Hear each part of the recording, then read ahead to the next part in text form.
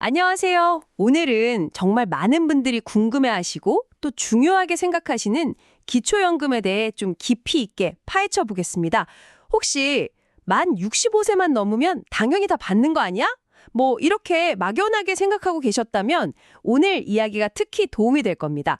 네, 저희 손에는 지금 2025 기초연금 탈락 피하는 준비와 전략이라는 제목의 분석 자료가 있는데요. 여기에는 2025년에 바뀔 수 있는 최신 기준뿐만 아니라 왜 생각보다 많은 분들이 기초연금을 못 받게 되는지, 또 어떤 예상치 못한 함정들을 피해야 하는지, 그리고 어떻게 미리 준비해야 하는지 그런 아주 구체적이고 실질적인 정보들이 담겨 있습니다. 맞습니다. 이번 시간의 목표는 단순히 정보를 이렇게 쭉 나열하는 데 그치지 않고요. 기초연금 제도가 이게 생각보다 기준이 복잡하고 또 의외의 변수들이 좀 있거든요. 이걸 잘 이해해서 혹시 겪을지도 모를 그런 억울한 탈락 위험에서 벗어나서 안정적으로 연금을 받으실 수 있도록 좀 실질적인 도움을 드리려고 합니다. 네네. 핵심은 이거죠. 모르면 손해볼 수 있지만 제대로 알면 충분히 대비할 수 있다. 이겁니다. 아, 모르면 손해지만 알면 지킬 수 있다? 좋네요. 자, 그럼 그 복잡한 속으로 한번 같이 들어가 볼까요? 좋습니다. 그럼 가장 흔한 오해, 그거부터 짚고 넘어가야 할 것 같아요. 대부분 65세 이상이면 기초연금은 뭐 당연히 나온다, 이렇게 생각하는 경향이 강하죠. 네, 그렇죠. 솔직히 저도 예전엔 좀 막연하게 나이 되면 국가에서 알아서 챙겨주는 거 아닌가, 이런 기본적인 복지 혜택이라고 생각했거든요. 바로 그 지점이 중요합니다. 많은 분들이 가지는 나는 당연히 받겠지 하는 뭐랄까 일종의 낙관적인 생각.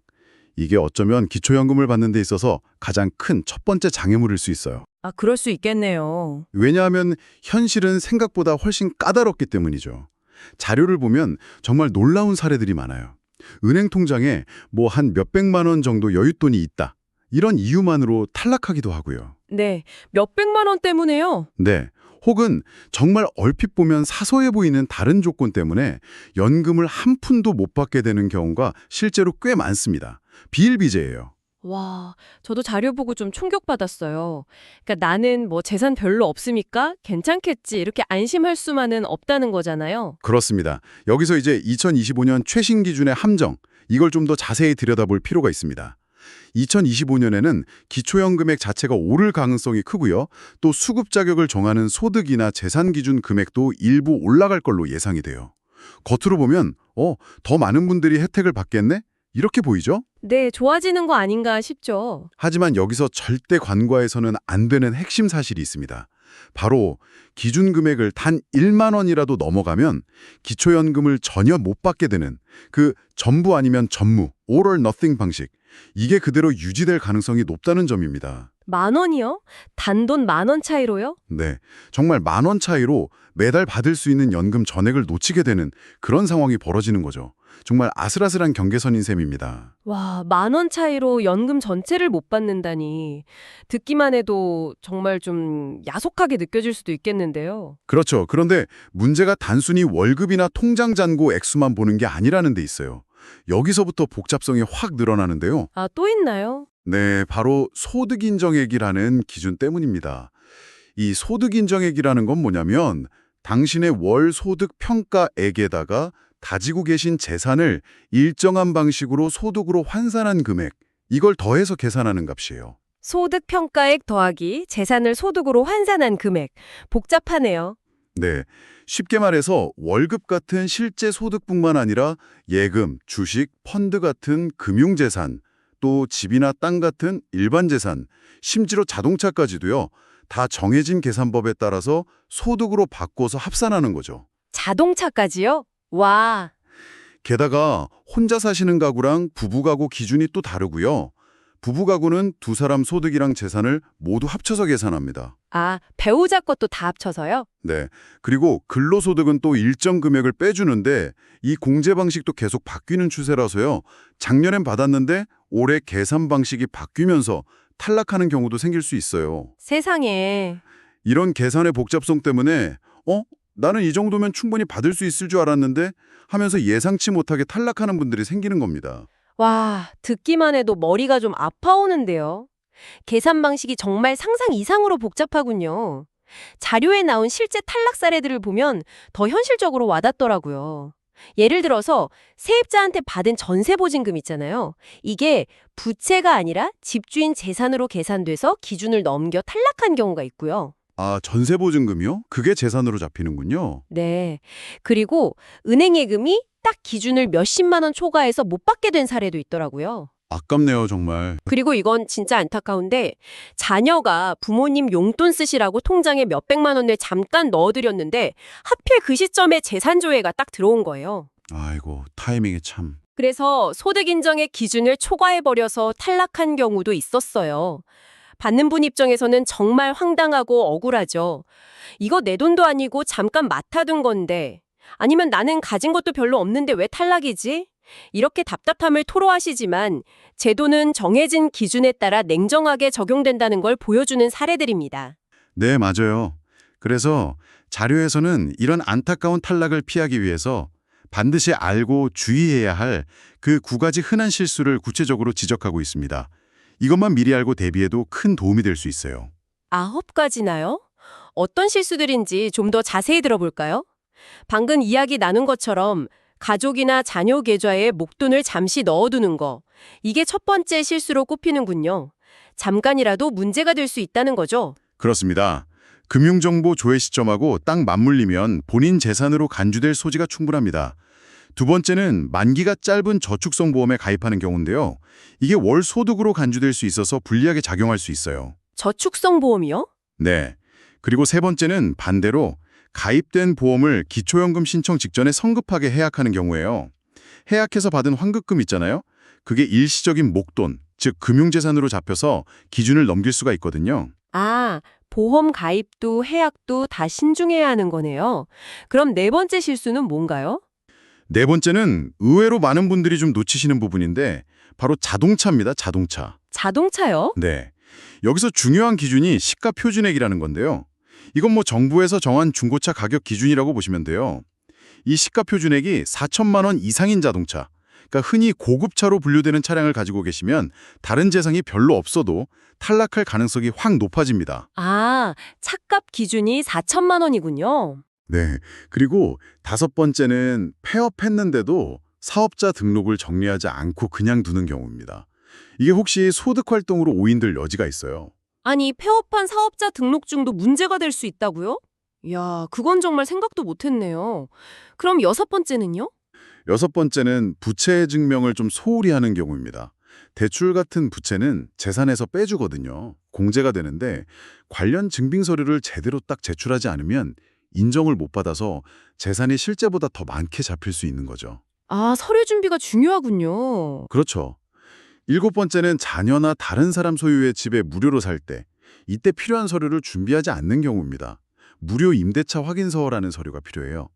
이게 없으면 주변 시세에 따른 월세만큼이 그냥 소득으로 잡힐 수가 있습니다. 무료로 사는 것도 증명을 해야 한다니.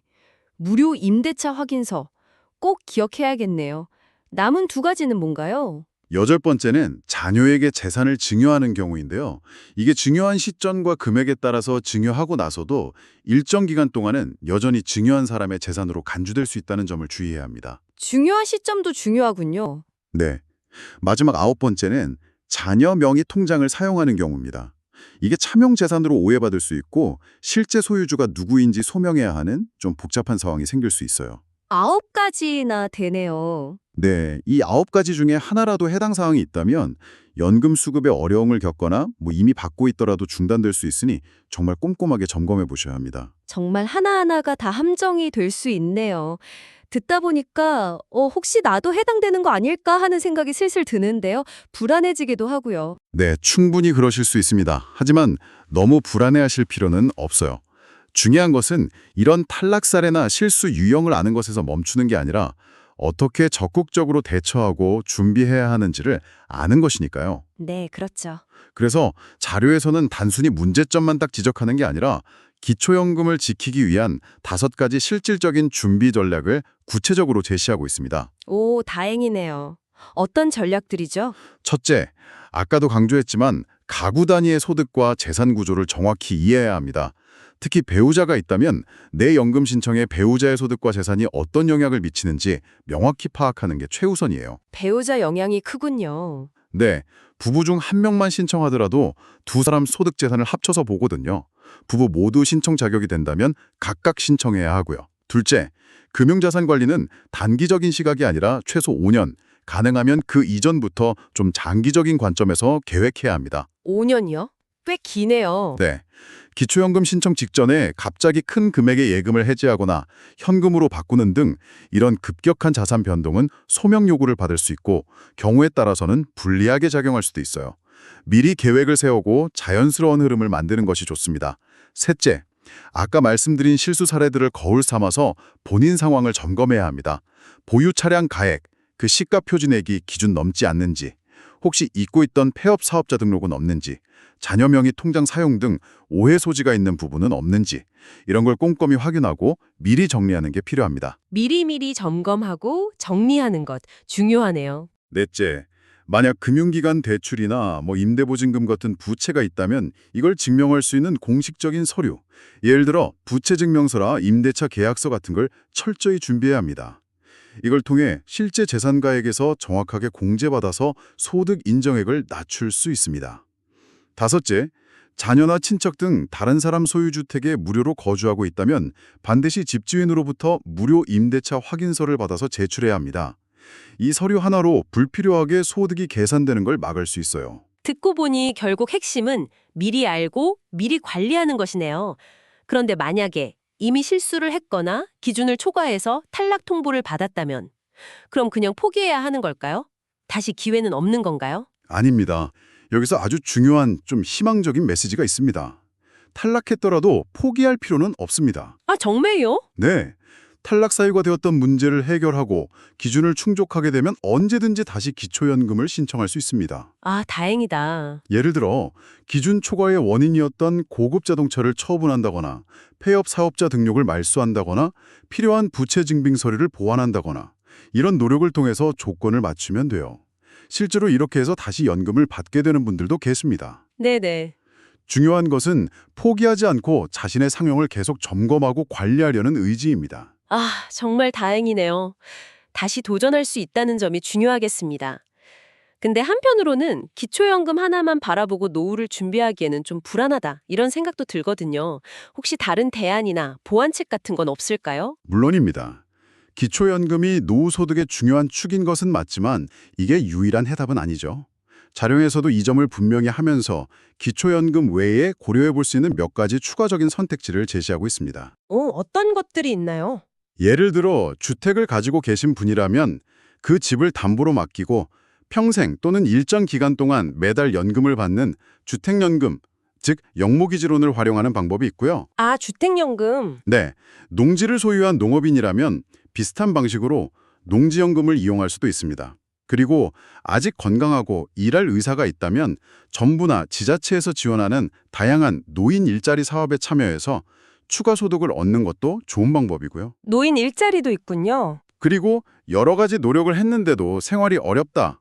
그러면 최후의 안전망으로서 기초생활보장제도의 생계급여나 의료급여 등을 신청하는 방안도 고려해 봐야 합니다. 그렇군요.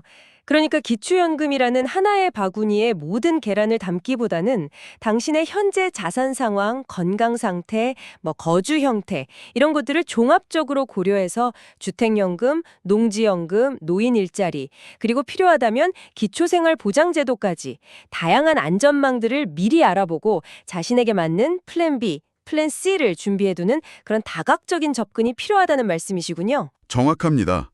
노후는 예측 불가능한 변수가 많기 때문에 여러 겹의 안전장치를 마련해 줄수록 더 든든하게 대비할 수 있습니다. 네, 오늘 기초연금에 대해 정말 많은 것을 알게 됐네요. 잠시 정리를 해볼까요?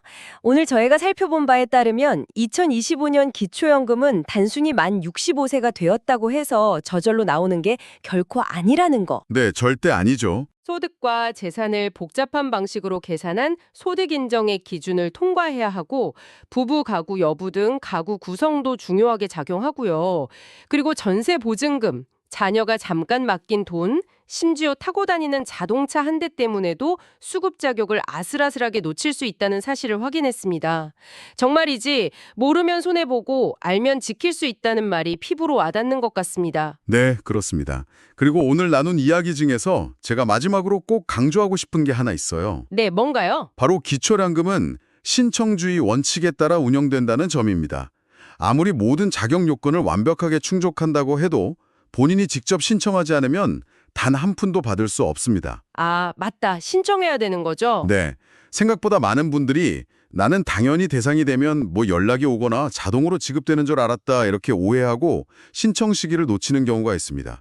만 65세 생일이 속한 달에 한 달 전부터 신청이 가능하니까요. 잊지 말고 반드시 주소지 관할 읍면동 주민센터나 국민연금공단 지사를 방문하시거나 아니면 복지로 웹사이트를 통해서 온라인으로 신청하셔야 합니다. 미리 신청해야겠네요. 그렇죠. 더불어서 오늘 함께 살펴본 다양한 탈락 사유와 9가지 실수 유형, 그리고 5가지 준비 전략. 이걸 바탕으로 당신의 현재 상황을 미리 꼼꼼하게 점검하고 관리하는 습관이 무엇보다 중요합니다. 조금만 관심을 기울이고 미리 대비하면 당신의 소중한 노후소득을 지켜낼 수 있습니다. 네, 신청해야만 받을 수 있다는 점, 그리고 미리 점검하고 관리해야 한다는 점, 이 두 가지는 꼭 기억해야겠습니다. 오늘 기초연금이라는 주제로 정말 깊이 있는 이야기를 나눠봤는데요. 마지막으로 이 방송을 듣고 계신 당신께 질문 하나를 던지면서 마무리할까 합니다. 오늘 이야기 나눈 기초연금 외에 당신의 안정적인 노후를 위해서 지금부터 구체적으로 준비하거나 계획하고 있는 또 다른 대비책은 무엇인가요? 그게 주택연금일 수도 있고 어쩌면 새로운 기술을 배우는 것일 수도 있고 꾸준한 건강관리일 수도 있겠죠. 오늘 저희의 이야기가 그 답을 찾아나가는데 조금이나마 영감을 드렸기를 바랍니다. 감사합니다.